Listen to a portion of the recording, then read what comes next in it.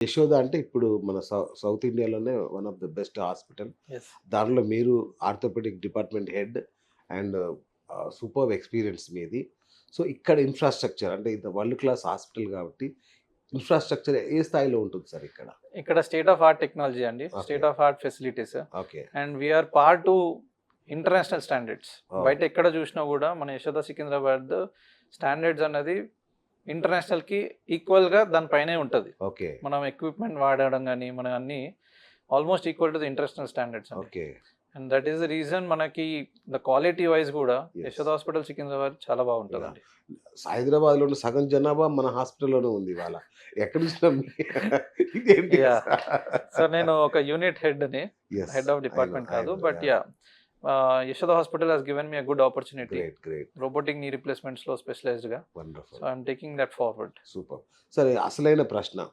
వామ్మో! ఎంత ఖర్చవుతదో, ఇంత పెద్ద హాస్పిటల్, ఇంత పెద్ద డాక్టర్ అంటే అయిపోతాం మనం అనుకుంటారు. దాని బదులు ఈ నొప్పులతో నడవడమే బెటర్ అనుకునే వాళ్ళు గూడా ఉంటారు. అవునండి. వాళ్ళకి మీరేం భరోసా ఇస్తారు? అది మేము రెగ్యులర్‌గా చూస్తూనే ఉంటాము. బట్ నేను పేషెంట్స్‌కి ఫస్ట్ అండ్ ఫార్మోస్ట్ ఎక్స్‌ప్లెయిన్ చేస్తానండి. ఓకే. ఫస్ట్ అండ్ ఫార్మోస్ట్ చెప్పేదేంటంటే, ఒకవేళ రోబోటిక్ నీ రీప్లేస్‌మెంట్ అయితే ఓకే.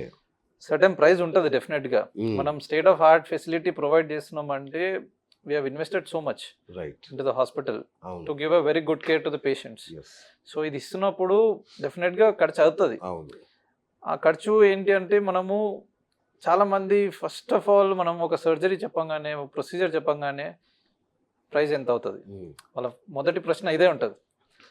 ఆ ప్రైస్ చెప్పినప్పుడు వీళ్ళు షాక్ అవుతారు. బట్ రోబోటిక్ నీ రీప్లేస్‌మెంట్‌లో మీరు ఫస్ట్ అండ్ ఫార్మోస్ట్ ఆలోచించాల్సింది ఏంటంటే, it is not about cost. It is about giving you pain free life. Yes. అంటే నీకు నొప్పి లేని జీవితం ఇస్తున్నాం. అవును. దాంతోటి నీ ఫిజికల్ యాక్టివిటీ ఇంప్రూవ్ అవుతది. నీ వర్కింగ్ స్టైల్ ఇంప్రూవ్ అవుతది. వర్క్ నువ్వు లైఫ్ ఇంకా అన్నీ పెరుగుతుంది. దాంతోటి నువ్వు నీ వర్క్ లైఫ్ బ్యాలెన్స్ పెరుగుతది. అవును. దాంతో నువ్వు ఇంకా సంపాదించొచ్చు. బట్ ఏంటి అంటే, ఓకే, సర్టెన్ వాల్యూస్ ఉంటాయి డెఫినెట్‌గా. రైట్. ఇప్పుడు నేనేం చెప్తానంటే, ఒక మోకాలు మార్పిడి అనేది 1-2 ఇయర్స్ కోసం కాదండి. మనం ఒకసారి సర్జరీ చేస్తే 18-20 ఇయర్స్ ఈజీగా వస్తది. సూపర్. ప్రాపర్ సర్జరీ చేసినప్పుడు. ఓకే. మాలాంటి డాక్టర్స్ చేసినప్పుడు. యెస్. సో అప్పుడు ఏంటి అంటే, మీరు ఈ సర్టెన్ వాల్యూ ఏదైతే మీరు ఇప్పుడు పే చేస్తున్నారో, అది 1 డే, 2 డేస్ కోసం కాకుండా, 1-2 ఇయర్స్ కోసం కాకుండా 20 ఇయర్స్‌కి ప్లాన్ చేసుకుంటే, కాలిక్యులేట్ చేసుకుంటే హార్డ్‌లీ 12,000-15,000 పర్ ఇయర్ మీరు ఖర్చు రైట్. పెడుతున్నట్టు. ఇంకొకటి సార్, ఈ రోజుల్లో హెల్త్ ఇన్స్యూరెన్స్‌లు చాలా ఉన్నాయి కాబట్టి నాకు తెలిసి పెద్ద విషయం ఏం కాదేమో. అది మీ త్రూవే నేను చెప్దాం యాహ్! అనుకుంటున్నాను. పేషెంట్స్‌కి అందరికీ హెల్త్ ఇన్స్యూరెన్స్ అన్నది చాలా ఇంపార్టెంట్ యెస్. అండి. అది మీరు కరెక్ట్ యంగ్ ఏజ్‌లో, ఇప్పుడు నేను యాస్ ఎ డాక్టర్, యెస్. నేను కూడా నాకు కూడా ఇన్సూరెన్స్ ఉంది, హెల్త్ ఇన్సూరెన్స్. యెస్. నేను ఆల్మోస్ట్ 8 ఇయర్స్ నుంచి పే చేస్తున్నా. ఓకే. సో నేను హాస్పిటల్‌లో వర్క్ చేస్తున్నా, నాకు డాక్టర్, కూడా నాకు అవసరం లేదు యెస్. అని చాలా మంది అనుకోవచ్చు. ఆ! But I also need. Yes. So నేను ఎందుకు చెప్తున్నానంటే, అందరికీ మీ ద్వారా మీరు కూడా కరెక్ట్ అండి. యెస్. ఎక్స్‌ప్లెయిన్ చేయండి, చెప్పండి చెప్తాను అందరికీ. ఖచ్చితంగా. Health insurance is the priority and very important. Yes. మిమ్మల్ని అదే కాపాడుతది ఒక అవసరం ఉన్నప్పుడు. ఫెస్టివల్‌కి అయ్యేంత ఖర్చు కూడా కాదు. ఒక యాన్యువల్ హెల్త్ పాలిసీ యెస్. తీసుకుంటే చాలా బెస్ట్ పాలిసీస్ అవును. అందుబాటులో ఉన్నాయి. ఇప్పుడు చాలా తక్కువ ప్రైస్ కూడా చాలా తక్కువ వచ్చేస్తున్నాయి. ప్రైస్ వచ్చేసినాయి. ఈ మధ్య జీఎస్టీ కూడా లేపేశారు అవునవును. దానికి. సో హెల్త్ ఇన్సూరెన్స్ అనేది మస్ట్ అండ్ షుడ్ అండి యెస్. అందరికీ. యెస్. ఈ కీ హోల్ సర్జరీ కూడా చేస్తారా సార్ మీరు? ఏంటివి keyhole surgeries? Keyhole అనేది స్పోర్ట్స్ ఇంజురీస్‌కి చేసే సర్జరీస్ అండి. దాంట్లో ఏంటంటే మజిల్ కట్ అనేది ఉండదు. ఒక చిన్న కీ హోల్ మాదిరిగా, అంటే ఒక చిన్న పిన్ పాయింట్ మాదిరిగా నీస్‌లో, షోల్డర్స్‌లో, యాంకిల్‌లో, ఓకే. వ్రిస్ట్‌లో ఓకే. అలాంటి దాంట్లో చేస్తాం. ఇది ఏంటి అంటే, కండరం కట్ చేయకుండా లోపలికి కెమెరా పంపిస్తే మనకి జాయింట్ మనం ఓపెన్ చేసి చూడవలసిన అవసరం లేదు ఇప్పుడు. ఓకే. చిన్న కీ హోల్ తోటే లోపట అంతా అచ్చచ్చా. క్లియర్ గా కనిపిస్తది. ఓహ్! మన దగ్గర ఉన్న అడ్వాన్స్ టెక్నాలజీ అది. ఓకే. చిన్న కీ హోల్ తోటి చిన్న హోల్ చేసి లోపట చూసుకుంటూ అంత రిపేర్ చేసేసి వచ్చేయచ్చు. అంతే. సో అంత వావ్! అడ్వాన్స్ టెక్నాలజీస్ ఉన్నాయి మన సో దగ్గర. You are fast sports medicine sports specialist medicine కదండీ స్పెషలిస్ట్ మీరు? అంటాం. So wonderful. దాంతోటి వండర్‌ఫుల్. ఏంటంటే అడ్వాంటేజ్, రికవరీ చాలా ఫాస్ట్ ఉంటది. ఓకే. అండ్ దీంట్లో మనం ఏమి రీప్లేస్ కూడా చేయట్లేదు కాబట్టి రీకన్స్ట్రక్ట్ చేస్తుంటాం, రిపేర్ అచ్చచ్చా. చేస్తుంటాం. ఎట్లాంటి ఇష్యూస్‌కి వాడతారు సార్ ఇది? స్పోర్ట్స్ ఇంజురీస్, ఇప్పుడు ఫుట్బాల్ ప్లేయర్స్ కానీ, క్రికెట్ అవును. ప్లేయర్స్ కానీ, ఆ! షోల్డర్ ఇంజురీస్ కానీ, లిగ్మెంట్ లిగమెంట్ టియర్స్ కూడా లిగమెంట్ టైర్స్. వాటికి కూడా చేస్తారా యెస్. ఇది? ఓకే. దానికోసమే చేసేది స్పోర్ట్స్ అచ్చచ్చా. మెడిసిన్. ఓకే. ఓకే. ఇది ఎందుకు హైలైట్ అయిందంటే, ఈ మధ్యలో ఈ స్పోర్ట్స్ మెడిసిన్స్ ఈ ఎక్కువ స్పోర్ట్స్ ప్లేయర్స్ అయిపోయినారు. Yes sir. అవును. కబడ్డీ ప్లేయర్స్ కానీ, మన ఇండియన్స్‌లో cricket 80% of the population cricket ఆడతారు. క్రికెట్ సో ఆడతారు. లిగమెంట్ టైర్స్ కానీ, లిగమెంట్ సో డ్యామేజ్ ఎందుకు అవ్వడం, తెగుతది సార్? ఆ లిగమెంట్ ఎందుకు తెగుతుంది అదే అసలు? బ్యాడ్ పొజిషన్ లో రన్ చేయడం గాను, లేకపోతే బ్యాడ్ పొజిషన్ లో ఆడడం గాను. అచ్చచ్చా. సో మనం క్రికెట్ ఆడుతున్నప్పుడు మా ఫోకస్ అంతా మ్యాచ్ గెలవడం దానిపైన ఉంటది. ఓకే. సో అట్లాంటి టైంలో ఇంజురీస్ అనేది సహజం. ఓకే. సో ఈ లిగమెంట్ టియర్ అయింది అంటే కంపల్సరీ ఆపరేషన్ చేయాలా? మెడిసిన్స్‌తో ఏమన్నా చేయొచ్చా సార్? అంటే ఇప్పుడు ఏ ఏజ్ లో అవుతున్నది కూడా ఇంపార్టెంట్ అండి. అచ్చా అచ్చా, ఓకే. ఇప్పుడు 55-60కి వచ్చింది అనుకో, ఆల్రెడీ అరుగుదల ఉంటుంది, మోకాల గురించి చెప్తున్నా నేను. అవును. అలాంటి వాళ్ళకి మనము ఆల్రెడీ అరుగుదల ఉంది అంటే అంత సజెస్ట్ చేయం. ఓకే. బట్ యంగ్ ఏజ్ లో అరుగుదల ఉండదు.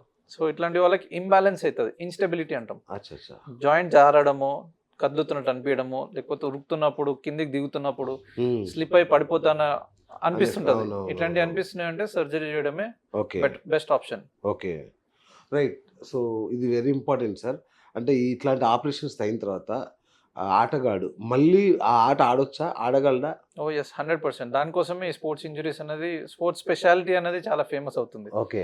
సో వాళ్ళు రెగ్యులర్ యాక్టివిటీస్ అంటే నేను ఒక మంచి ఫుట్బాల్ ప్లేయర్ని యెస్. మళ్ళీ పోయి ఆడుకోవాలి, యెస్. అలాంటి వాళ్ళకి చేసే ప్రొసీజర్స్ ఇవి. ఓకే. సో మళ్ళీ వెళ్ళి మళ్ళీ ఆడుకోవచ్చు. ఎప్పటిలాగే ఆడగలడు. Yes, wow! ఇది అద్భుతం నిజంగా. ఎందుకంటే అదొక మిరాకిల్ అండి. ఎందుకంటే చాలా మందికి డౌట్ ఏంటంటే ఒక్కసారి మన శరీరం మీద కత్తి పడింది, ఆపరేషన్ అయింది అంటే లేదు, లేదు. ఇక మునుపటి లైఫ్ ఉండదు అనే ముందు- ఫీలింగ్ లోనే ఉంటారు. ముందు అందరు బయట దేశం పోయి చేయించుకుంటుంటే అవును, yes. ఇప్పుడు ఇక్కడ అయిపోతున్నాయి అన్ని. Wonderful wonderful. Right sir. ఇప్పుడు రోడ్డు ప్రమాదాలు వాటిల్లో కాళ్ళు నుజ్జు నుజ్జు అయిపోతాయి చాలా మందికి. సో వీటిని ఎట్లా డీల్ చేస్తారు సార్? ఇవి మళ్ళీ Okay. ప్రూఫ్ ఆఫ్ లైఫ్ ఇచ్చిన సందర్భాలు ఏమైనా ఉన్నాయా? ఉన్నాయండి. రీసెంట్ గానే ఒక 10 days బ్యాక్ యంగ్ అబ్బాయి 27 years రోడ్ పైన పోతున్నాడు. ఓకే.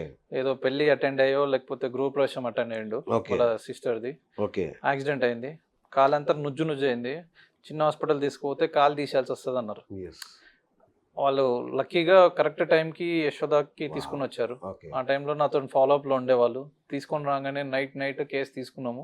మా యశోద హాస్పిటల్ అడ్వాంటేజ్ ఏంటంటే మల్టీమోడల్ అప్రోచ్. అంటే Okay. ప్రతి డాక్టర్, ఇప్పుడు వాస్కులర్ ఇంజరీ ఉంది కాబట్టి వాస్కులర్ సర్జన్ ఇన్వాల్వ్ చేసాము, నుజ్జు అయింది కాబట్టి ప్లాస్టిక్ సర్జన్ ఇన్వాల్వ్ చేసాము, అచ్చా, అచ్చా, అచ్చా. బోన్ ఇరిగింది కాబట్టి నేను ఇన్వాల్వ్ అయ్యాను.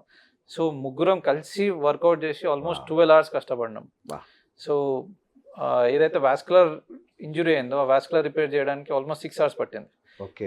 నుజ్జైన మాంసంని రిపేర్ చేయడానికి ప్లాస్టిక్ సర్జన్ ఇన్వాల్వ్ అయ్యారు. మాది బోన్ ఉంది కాబట్టి మేము ఇంకొక 10 days లో దాన్ని ప్లేట్లు వేయాల్సి వస్తుంది. Okay. బయట నుంచి రాడ్ చేసి అతకబెట్టాము ఓకే. టెంపరీగా. ఓకే. ఎందుకంటే ఫస్ట్ అండ్ ఫార్మోస్ట్ మన ప్రయత్నం ఏంటంటే కాలు కాపాడడం. యంగ్ ఏజ్ 27, ఇంకా పెళ్లి కూడా కాలేదు. సో అక్కడ కాలు తీసేస్తున్నారు. వాళ్ళ ఫస్ట్ రియాక్షన్ మనం కాలు కాపాడిన తర్వాత, సో అది మనం ఎప్పటికి మర్చిపోలేం. Super super. అట్లా. సో దీన్ని కాంప్లెక్స్ ట్రామా అంటారా sir? Yes. So your specialist in that also. That also, yes. Great great. So చాలా మంది పెద్దవాళ్ళు, ముసలి వాళ్ళు, 60+ వాళ్ళు బాత్రూంలో జారిపడి తుంటి విరగొట్టుకుంటుంటారు కదా. అవును. ఇది ఎట్లా సార్? దీన్ని ఎట్లా డీల్ చేయడం? సో ఇది బహుశా మీరు చూసి ఉంటే వాళ్ళు కింద కూడా పడరు, జస్ట్ కాల్ స్లిప్ అయ్యి ట్విస్ట్ అయినా కూడా తొంటి జాయింట్ ఇరగొట్టుకుంటారు. Yes. వీళ్ళకి ఫ్రాక్చర్ నెక్ ఆఫ్ ఫీమర్స్ అంటాం దాన్ని. ఓకే. ఇది 60+ ఉన్న వాళ్ళకి చాలా కామన్, అండ్ Okay. ఉమెన్ లో చాలా కామన్. ఇంకా ఓకే. ఎందుకు అంటే ఆస్టోపోరోసిస్. ఇప్పుడు బోన్ క్వాలిటీ అనేది నేను ఈజీగా ఎక్స్ప్లెయిన్ చేయడానికి, మా ఏజ్ గ్రూప్ అంటే మేము 35-40లో ఉంటే బోన్ అనేది సిమెంట్ బ్రిక్ మాదిరిగా, సిమెంట్ బ్రిక్, ఓకే. అది పడినా ఇరగదు. కొంచెం ఏజ్ పెరుగుతున్న కొద్దికి ఏమవుతుంది అంటే ఆస్టోపీనియా అంటాం. ఓకే. ఆస్టోపీనియా అంటే రెడ్ బ్రిక్ మాదిరిగా. Okay. రెడ్ బ్రిక్ అంటే చూడడానికి గట్టిగా ఉంటుంది, పడితే మాత్రం ఇరిగిపోతుంది. ఇరిగిపోతుంది. అవును. అదే ఆస్టోపీనియా. అచ్చా. బట్ నెక్స్ట్ వచ్చేది ఆస్టోపోరోసిస్, ఓ. స్పాంజ్ మాదిరిగా. అది పడనక్కర్లేదు, చేతితో నొక్కితేనే ఇరిగిపోతుంది. ఓ. సో ఇలాంటి వాళ్ళకి ఏమవుతుంది, బాత్రూమ్కి వెళ్తున్నప్పుడు యూజువల్గా ఓల్డ్ పీపుల్ మరి నైట్ టైంలో మల్టిపుల్ అవును, టైమ్స్ అవును. యూరినల్స్ వెళ్ళాల్సి యూజ్ వస్తుంది. చేసుకోవడానికి పోతుంటారు. అవును. అలాంటి టైంలో నిద్రలు ఉండడం వల్లనో లేకపోతే అక్కడ వాటర్ ఉండడం వల్లనో మ్యాట్ ఉండడం వల్లనో స్లిప్ అవుతారు. అవును. ఈ స్లిప్ అయినప్పుడు ఏమవుతుంది అంటే పడనక్కర్లే, వాళ్ళు స్లిప్ అవుతున్నప్పుడు సపోర్ట్ తీసుకుంటుంటారు, అప్పుడే టక్కుమంటది. ఓకే. సో ఇది ఎందుకు అంటే బోన్ క్వాలిటీ అనేది చాలా పూర్ ఉంటుంది. ఓకే. ఓకే. ఇలాంటి వాళ్ళని మనము బెడ్ రెస్ట్ ఇచ్చి, లేదు అంటే మనము రాడ్ చేసి పెట్టడం మంచిది కాదు. ఓకే. సో ఇలాంటి వాళ్ళకి మనము టోటల్ హిప్ రిప్లేస్మెంట్ లేకపోతే హెమీ ఆర్థోప్లాస్టీ అంటాం. ఓకే. బాల్ తీసేసి కొత్త బాల్ వేయడం. ఓకే. ఇది చేసిన తర్వాత నెక్స్ట్ డే నుంచి నడుస్తారు వాళ్ళు. దాంతో వాళ్ళ క్వాలిటీ ఇంప్రూవ్ అవుతుంది, బెడ్ రెస్ట్ ఉండదు. సో వీళ్ళు ఈ ఏజ్లో ఏమైపోతుంది అంటే వాళ్ళకి బెడ్ రెస్ట్ ఇచ్చినాం అనుకోండి, మల్టిపుల్ కోమాబిడిటీస్ వస్తాయి. అంటే లంగ్ ఇన్ఫెక్షన్స్ వస్తుంటాయి, హార్ట్ ప్రాబ్లమ్స్ వస్తుంటాయి, బెడ్ సోర్స్ వస్తుంటాయి, పడుకొని పుండ్లు అవుతుంటాయి. సో ఇవన్నీ మనం అవాయిడ్ చేయొచ్చు. సో చాలా మంది పేషెంట్స్ ఆలోచించుకొని వస్తా అంటారు, దానివల్ల చాలా ఇబ్బందులు ఉంటాయి. సో మనం ఆపరేషన్ చేసేసినాం అనుకోండి, వాళ్ళు నెక్స్ట్ డే నడిచడం స్టార్ట్ చేస్తుంటారు.